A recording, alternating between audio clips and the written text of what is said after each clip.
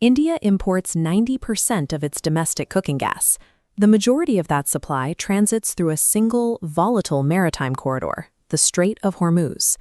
Because the National Reserve provides a buffer of only 10 days, even minor disruptions in this choke point create immediate national shortages.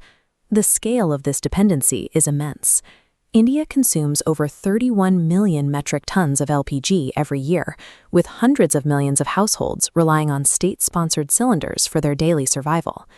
This graph illustrates the consequences of a supply shock. When maritime routes close, commercial deliveries stop, sending black market prices to 3,000 rupees per cylinder.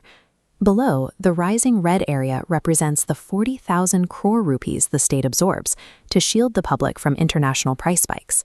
This fiscal burden is unsustainable. The government is forced to pivot toward domestic biomass, but this transition requires solving a complex engineering problem first. Many assume we can take raw biogas from a local farm and pipe it directly into a standard, unmodified kitchen stove. If a consumer attempts that direct swap, the results are dangerous. The flame will lift or fail to ignite, resulting in massive thermal loss and the production of toxic carbon monoxide. Achieving energy sovereignty through organic waste is possible only if that waste is purified and mechanically altered to mimic fossil fuels. The transition depends entirely on obeying the strict laws of gas physics. Fossil LPG is powerful because it is composed of heavy propane and butane molecules. These complex carbon bonds deliver a high energy density of 46 megajoules per kilogram. Raw biogas is different. It is diluted by inert carbon dioxide, which physically interferes with the combustion of the methane.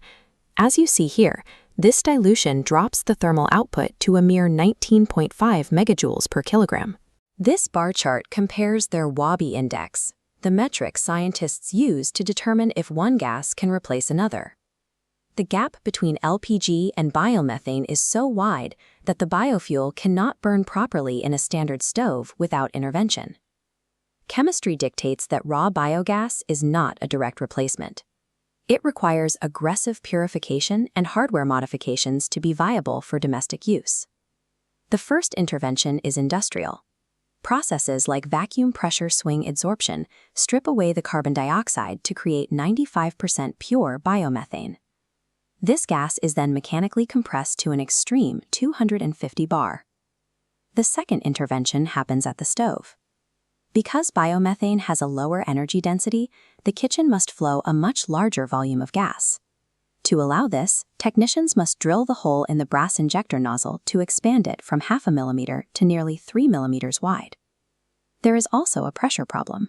Standard regulators are designed for moderate pressures of liquid propane. Exposing them to 250 bar of compressed methane would be catastrophic, thereby requiring highly specialized heavy-duty step-down regulators. While biomethane works, these mechanical modifications create high transition costs and logistical hurdles for the standard home delivery model. There is a frictionless alternative, Bio-LPG. Through catalytic processing, engineers can create a fuel that is chemically indistinguishable from its fossil counterpart. Because Bio-LPG shares the exact molecular structure of propane, it liquefies at low pressure. It doesn't need heavy steel cascades.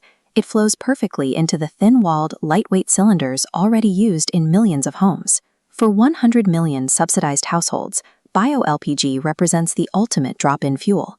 It requires zero mechanical changes to their existing stoves or connections. High-pressure methane is difficult to deliver in small bottles. The national strategy centers on industrial integration. Corporate conglomerates are building mega-scale facilities to process millions of tons of agricultural waste annually. To solve the delivery problem, the government is utilizing existing infrastructure. This map shows the new mandate. City gas operators must blend up to 5% renewable biomethane directly into national pipelines by 2029. By injecting the gas into the grid, millions of urban households will transition to renewable fuel without ever needing to modify their stoves. In rural districts, the solution is simpler. Families bypass the grid by installing portable microdigesters. These systems turn daily kitchen waste and cattle dung directly into cooking gas. The economics are compelling. A one-time expenditure of 20,000 rupees pays for itself in just 2 to 4 years, entirely eliminating a family's exposure to international fuel prices. Energy sovereignty is defined by an equation of molecular mass and mechanical pressure.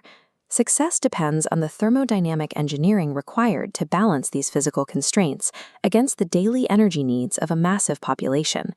Did you know that utilizing 100 megascale CBG plants to process agricultural stubble will mitigate roughly 2 million tons of carbon emissions, directly reducing the pollution generated by seasonal crop burning? For more updates and interesting science fact-based videos, visit the EduScience channel now. If you found this fascinating, don't forget to like and subscribe to EduScience for your daily dose of science.